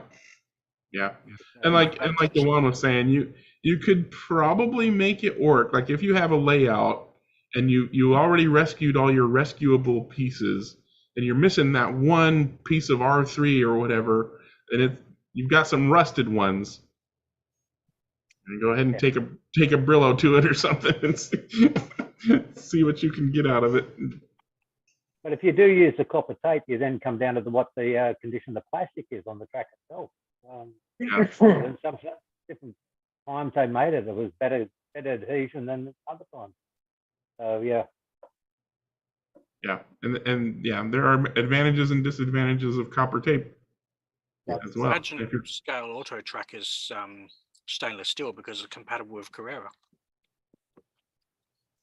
That would make sense. I know it's the same lane width as Carrera. That would make sense that they would go stainless. Okay, what else? We got half an hour to waste. Or I can hit the stop button. I can do that too. I don't have any other topics. Well, I thought Mr. Blaney would show us his new rally track he's in the process of building this morning in show and tell. I'm very disappointed he hasn't shown that. I could show it on his behalf. You can go to that. I think it's quite interesting. I thought it was cool too. You want to show that, Gary? It's all my stuff's on the computer inside, so I don't. All right, I'll do it then. Yeah, there's a video I put up. All right, we're doing it live. Okay. Good. Oh, is this your special stage track that you did? Yes. Ah, cool. No, all right, pause. There we go. This is the second one he's did. He left the other one in Sydney. So yeah, I give it away. It's a 2-lane mirror image of itself, 10 meters in length. As you can see by the way there. So you're exactly the same length each side. So something a little bit different for a rally super stage, if you like, or just a bit of mucking around. It's kind of like an international race of champions, the way that it's two cars. You don't know exactly where you are until you come onto the straight again. They just run off the slotted on autopilot on the slotted controller. Okay, yeah. What are you using for timing? Race coordinator with another computer. That's the screen up on the left there, the green and gold, yellow one. So I didn't want to go blue and gold. It's just too much. You got those two cars synchronized pretty well. Huh? Yeah, did a little bit of playing around, and they come up quite well actually. They're both doing at the end there. I think it's 8.163 and 8.164 or something. I think they did or something. Wow. Yeah, they look good. The guys down here were most impressed on Tuesday night when I showed them the drawings and the picture of it. And one of the guys was talking about building something similar. As you know, we run a lot of rally car events down here. Yeah, well, it's on a 8x4 board, just a PFD board. Framework I made up as well. Got a little legs fold over, so it just folds up. But it's 10 meters of track. And the best I've got off it so far is 6.7 seconds. Huh. So quite. I've done about 3,000 auto laps on it using the controllers, and it's nicely rubbered up now. So it's got a lot of grip where you need it. You don't really want it sliding too much. No, It's, that's nice. and just about all the cars. What kind of cars are there around there? Well, the blue one's a Ninko, Mitsubishi, and the white one's a MSC Ford RS200. Any Ninko and MSC scale auto go around there quite good. I've got the Revo slot, little Escorts and Alphas and all that going around quite well as well. Just about anything will go around there. I've even had Formula Ones around there, so it's just quite interesting. So yeah, I've put a couple of barriers up around it since out of clear perspex, so it doesn't detract from what you can see, but it stops the cars from flying off the edge. On the corners. And most of the ones on the infield, it doesn't really matter about it, but just on a couple of the corners there, that might get a bit toey. But Where is you it this driving? one? Is it this one a CNC or you did by hand? Just by hand. And how did you mirror the track? I mean, just guessing, or you had like some kind of line that you moved across? Well, some sort of plan. So you just wing it. It looks like you. So all the turns are a very consistent radius. So I'm guessing you measured it all out. Oh, no. That's very technical. That's the outside is the flower pots. And they've got the bases on the flower pots there. So it makes a difference from the paint cans you used to use. You've got a big radius, and then the other one. On the previous one, I made it from 1 gallon paint cans and 1 litre paint cans, and just did the radius and everything else on it. So yeah, very technical. Hope they were Dulux ones. Hope they were Dulux ones from Mel, mate. Oh yeah. But where are the driver stations? Well, there's a yellow controller there, and there's a green one down the other end there. So you just stand there, and it's just So a bit of fun, a bit extra fun on a night there of playing around. Yeah. That's very cool. That is cool. Gary's got a bit of a challenge going on. There's not much rally car racing where he's moved to in West Australia now, so he's trying to convince them all that they need to run rally cars. Yeah. It's one thing I want to move to the next place. And they do love their magnets over here, so they're very no magnet braid on it. It's all you can put as many magnets in the car as you like. It's not gonna make any I'll be right then. Yeah. There's a bit of a story to that. I sent a car to a proxy race, and Gary and his mate Mel sent me a picture of the car hanging on a beam in the garage because I'd left the magnets in it. Stuck to the bottom of your chair, right? Well, it was pulling the bloody the metal frame of the track underneath. It was pulling it up to the bloody track. It had no magnets on it. No. Yeah, that's you can see it in the background, right back there, behind me. Way over. Right out in the back there. Yeah, there she is. Nice. Do you have only rally tracks? I was going to build a 3-lane road track when I got over here, but they had quite a few road tracks, and they're all participating in it. So I'll go rally again and see what it's like. So yeah, a lot of people are interested. A lot of people have a bit of fun, so it's got a bit of interest involved in it. So. I have to pop in. Are you planning? Sorry, Gary, are you planning to put any scenery on that track at all? On the new one? Yeah. No, just leave it as is. Scenery on a track sort of gets in the way a little bit, especially when you get anxious people trying to put their car back on again, and they just dive across the track and buildings go flying, and so yeah, I just leave it as is. Besides that, there's no room. Yeah, I was gonna say the all those little loops are real close together. You put a bush in the center of the. That's about all the room you got. Mm-hmm. All right. Thanks for showing us, mate. It's great. Nice, very nice. Very, very cool. Very cool. Yeah, you're all invited. Next time you're over, drop in anytime. Sounds like Lightning wants to make a visit. Yeah, I have to Where pop a about? couple of rally cars in my bag or something if I'm ever up that way of the woods. Especially one of the latest ones I got, which was an SCX Celica, which is actually 4-wheel drive, which is kind of cool. Well, I've only got about 40 or 50 SEX rally cars floating around in there, and they go quite well as well. The old 4-wheel drive setup. So Yeah. Whereabouts in Western Australia are you? Northern suburbs of Perth, Okay. a place called Alexander Heights. And I'm on the other end of the freeway. I'm in the southern area. All right. That's a long drive. We may just drop in like a mob of rubes. Long drive for us. It's a long swim. Yeah. Hoppity hop. Yep. Yeah, John would swim because he can't fly. All right. Well, one of the idiots over in the eastern states has decided that we needed Disneyland over here. They put that thing up years ago, and everyone said it's a waste of time. You know, like 1% of the world's population live here. Who's going to pay for the damn thing? But now it's back on the agenda again, and they want to put it in Melbourne, of all places. I don't know why. So anyway, when you come over to Disneyland in Australia, just hop on a jet. It's only 5.5 hours across Perth. So yeah. Never mind the 15 hours to get there from wherever else in the world. Yeah. Oh, you make a day of it.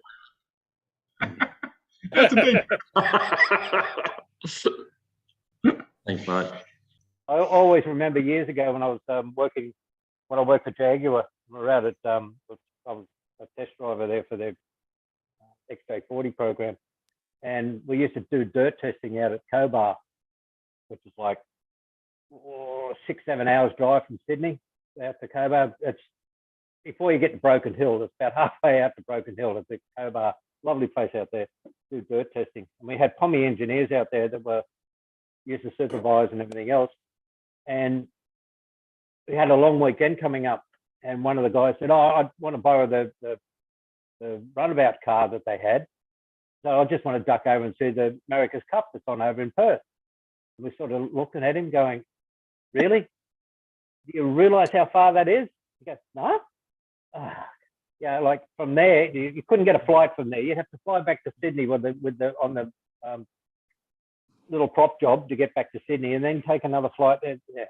He was going to duck over there on the Friday afternoon and then come back Monday on the thing there. So you're looking probably about 35 hours drive, maybe.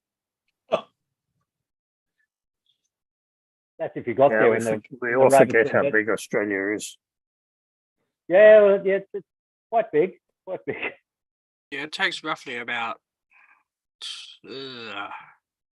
what was it? Roughly about 10 hours or something to cross the Nullarbor. That's just the Nullarbor.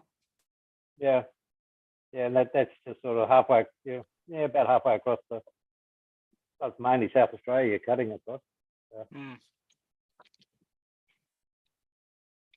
If you like to drive places, it's a place to be. If you like driving with seeing nothing but dirt and dust and mongrel bloody giant grasshoppers jumping around everywhere trying to kill you, go for a drive. Apparently somebody in my partner's work calls those rubber rabbits. Yeah.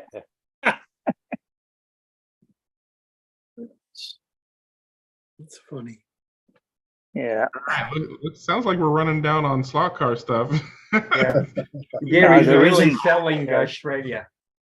The reason I asked exactly where it was is I have a buddy who lives in a place called Hillary's, which is probably just a little north of Gary. No, he's about 10 minutes west from me. Sorry? Okay. Yeah, west. That's a hop, skip, and a jump. Yeah, 10-15 minutes. Hillary's got a lovely big boat harbour down there. You get in there. Get catamaran.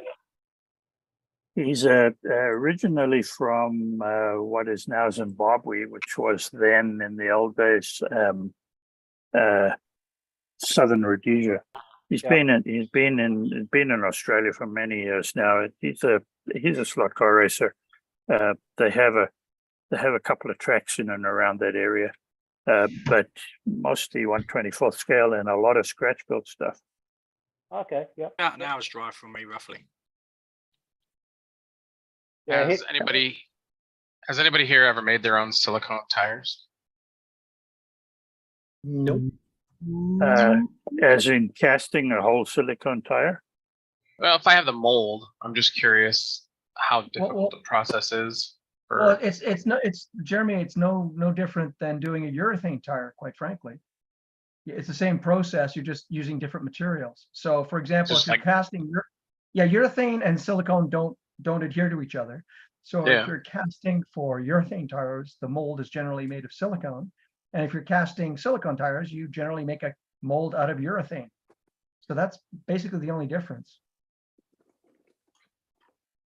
You just go like And then to it's- smooth on and pull one of their silicones with the black coloring or something in it.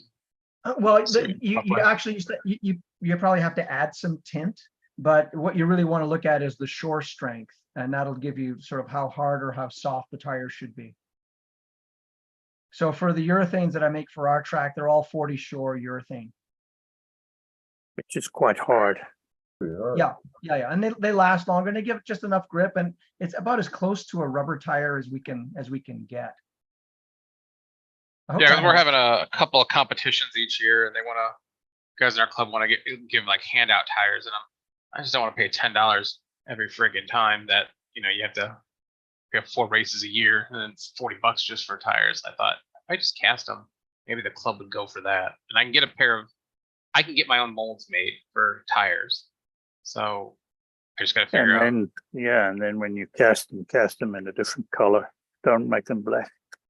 Oh, and then- cast them bright orange so everybody knows. they're Whatever, both. yeah, I mean, Yeah. blue or gray or something, so that you know that everybody's got them from the same batch. Everybody's on the bash. Yeah, that's a good idea. Do they have to be silicone? Well, I can't do rubber, and I just nobody here in our club likes urethane just because of the way it gives that gray dust that scatters around. So it depends on. I'll just, if I could just show you a picture of the molds I make. I know I may have shown. Show this me whatever you before. want. Yeah. Okay, sorry. I'm just trying to help. So No, it's okay. these. So here we go. This is a silicone mold for 40 shore urethane tires. Sure. And you don't even have to make a 2-part mold. So this part of the tire goes on the inside of the car. And then they just literally pop out, you see? Yep. Mm-hmm. But you've got to have enough tires to make all of those, to make the mold in the first place, right? Right. Yeah. But it's that's the only time where hoarding comes in handy. Mm-hmm. How well do the urethane tires fit the wheels when you're done? Perfectly. Yeah. No. Exactly the those- same as the rubber did. Correct. That's correct. Yeah. So there's no shrinkage or overage or anything. No, that's the amazing thing. There isn't. Yeah. That's why we really like them. And then if you want to sort of sand them or do whatever else you want and true them up a little bit, they true up quite nicely, and away you go. So I assume there's no way to make rubber tires unless you have an actual factory that's doing vulcanizing and whatnot. Probably Like there's no pourable rubber that'll harden with a chemical reaction. Urethane's pretty close, and don't forget silicone is RTV silicone, which stands for room temperature vulcanization. Mm-hmm. So the silicone does vulcanize. John, have you done a video about casting and pouring tires? Actually, I have. Oh, add that to the list. Yeah, I should do that, because and that's a great place to start casting, because you do a 1-part mold, and I mean you can cast one tire at a time if you like, or whatever you have, and then just keep doing multiple. So thank you very much, Greg. Yeah, that was a request from the YouTube audience. Yeah. There's been some recent hubbub about how terrible Carrera's tires are and how they'll go rock hard or melt entirely within just a year or two sometimes. And sometimes. So basically the discussion is, so just make your own tires, but then it's like, okay, how? that's no, I think it's a great idea. And the other like I've done that for fly cars, for example, where they go kind of, well, they just have their own little world, don't they? And then if you've got or real sort of vintage tires, like for the Cox Cheetah, for example. I cast those and they turned out really, really well. Get on that. But yeah, I was going to say, Jeremy, for racing, you know, I'm imagine, you know, in the real world, the thing that really sort of sets the level for racing are tires. You know, if you keep the tires as consistent as possible, it really helps bring the racing a lot closer, I'm sure. Yeah, the only problem with the silicone or urethane to an extent is finding something that actually works, because in the silicones over the years, I mean, the stuff that was originally used back in the day in the 60s, it would crumble. If you've got a cut in it, it would break. So, you know, we've at least got around that over the years. But you know, the compound of silicone that Professor Motor used on their Indy Grip tires, and the compound that they use on their MaxTrack tire, and the compound that they use on their MaxTrack Extreme tire, they're all three different, and they give very different levels of grip. Same with super tires. The super tire compound gives a certain amount of grip. The Quick Slicks gives a different amount of grip. The Quick Slicks extra firm gives a different amount of grip. So it's very similar, and it's not just the hardness of the tire, it's something in the compounds themselves. And I don't profess to know anything about that chemistry, I'm afraid. Well, first of all, the chemistry's come a long way. And the other thing too, Dennis, the other reason I make so many tires at once is sometimes just the batches are a wee bit different. Yeah. You know, just and it's the humidity, ambient temperature, and you could be doing your absolute best to mix them as consistently as possible. Chris is still on here, and he'll tell you the same thing, that urethane tires from anybody vary pretty much from batch to batch. Yeah, because I mean, you know, we like to think of ourselves as a bit of a cottage industry, but sometimes it's a bit of cottage cheese, to be honest. Yeah.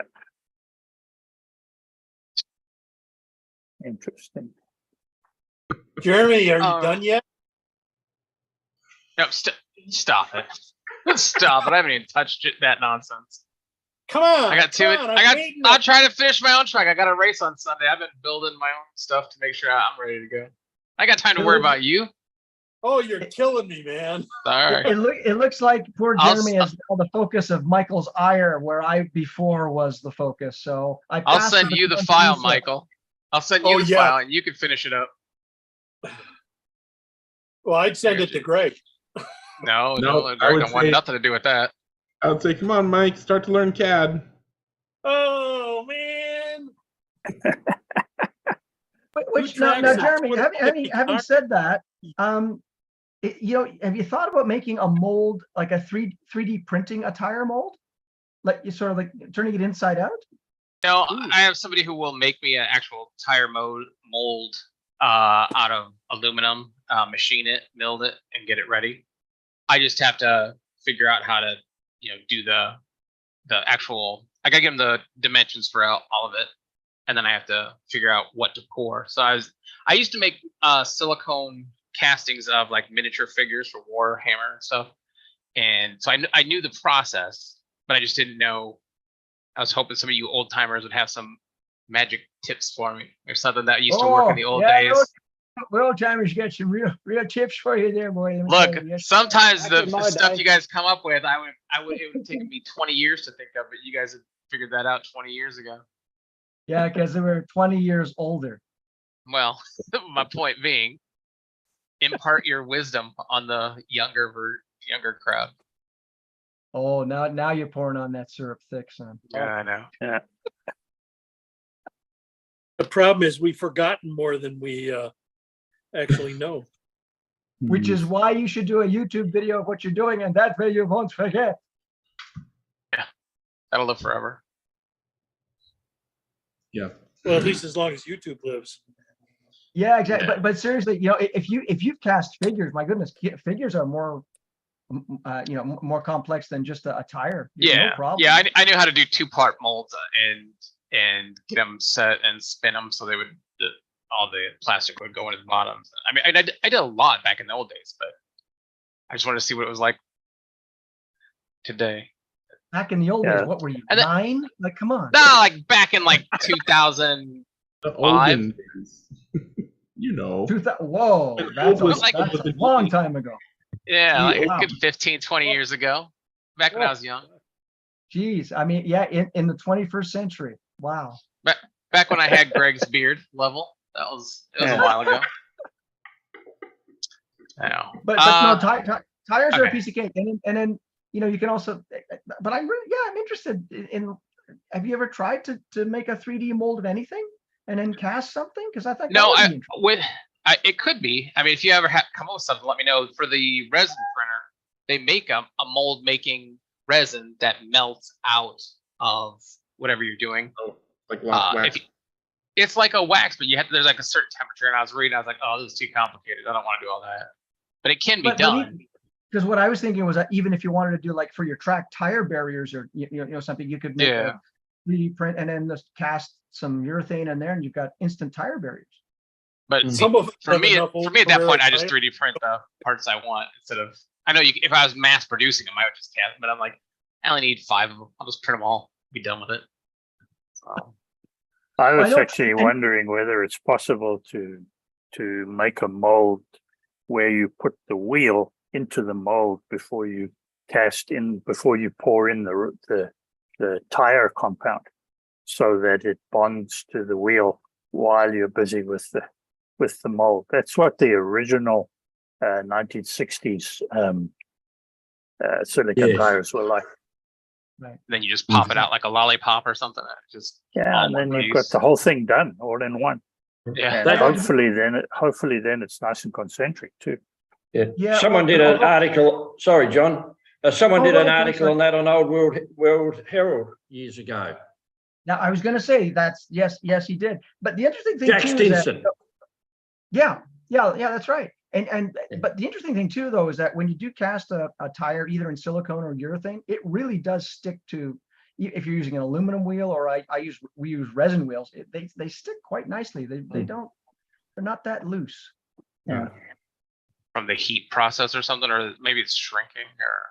Well, A little bit. it's just the material. Like we found 40 short urethane quite grippy on the wheel. Well, you've seen the wheels that we do, right, Jeremy? Yeah. So there's probably just pock marks in the steel that it adheres to when it gets in there. It's very fine that you can't even see or something. Right. My guess. Sure. I mean, silicone sticks to everything but itself, right? Yeah, pretty much. Well, no, actually, still silicone doesn't. Yeah. It's Oh, the the only thing it opposite. really does adhere to is itself. Yeah. Yeah. That's what I meant. Yeah. That's what my brain meant, but my mouth didn't listen. I just use silicon to make the molds and then pour my urethane into that. And I put an O-ring under the tire or a little spacer under the tire to lift it up a little bit. And you end up with a little bit of a groove on the back of the tire that you can easily trim off. And that's good enough for the quantity I do. Yeah. Speaking of tires, is Super Tires coming back? Has anybody heard anything from them? Yeah, we've still got lots of stock. So Is that old stock or are they still making no, it? it's new stock. So as far as I know, that guy's son is helping out, and his wife. So from what I know, they're still in business. Okay. And on Jeremy, that just note, to finish I'm off leaving. here, See you guys. See you next week. Oh, okay. See you, Joe. Yeah. Here, Jeremy, I know you may have seen this. I apologize, but We got time, John. Go ahead. Okay. So here's the 2-part molds for the wheels that we make. Yeah. And you see, that the axle is actually in the mold to make sure that it's nice and straight. That's So the way it they lines come out up, of the yeah. mold. Cool. And then I'll show you. We'll put the tires on, and some of them, again, That happens sometimes with some me too. come out Yeah. perfectly. Yeah, that happens. It's no big deal. And then you take the axles out, and there are the good wheels. And then there's the tires that we cast on the wheels. Nice. Nice. These are sacrificial axles, I'm assuming. Yeah, and you just keep using them over and over and over again. That's what the big hole is for. And these are vent holes for resin flow. Now, do you vacuum? Do you have a vacuum pressure thing? Or do you just, No, Not yeah, vacuum they're pressure. yeah. The wheels I cast under 70 psi, so they're really tough. all right. Guys, I gotta Thanks. go. I'll see you So next you- week. And Have we're a Oh, great so, hey, weekend. Dennis, good, Hey, Dennis. good luck, Greg, Dennis. we'll see gonna you go ahead- Saturday. I'll see you. When are you coming down, Greg? When are you I'm- coming down? I'm catching a red eye tomorrow. I will be on a plane in 12 hours. So I'll be seeing you guys at about 10 tomorrow morning. Oh, okay. Either Yeah, way, I'm going to actually be there because while we were on this call, I've had a couple of emergencies from Marco trying to get the software working for the new track. So I'm going to go in That tomorrow. race and try and see coordinator? it. No, this is Lapmaster. It's Oh, it's not that. the Matt Messer, okay. it's not the software. It's something I guess something in the wiring. I'll check tomorrow. Find out. When is Okay. it actually I'm going to happening? hit the end stream button, but as See ya. always, we're chatting and everybody wave bye. We're ending the stream now. Bye. Dewan, when are you going down? I I'll want be you to there. arrive an hour I'll be before there. Greg.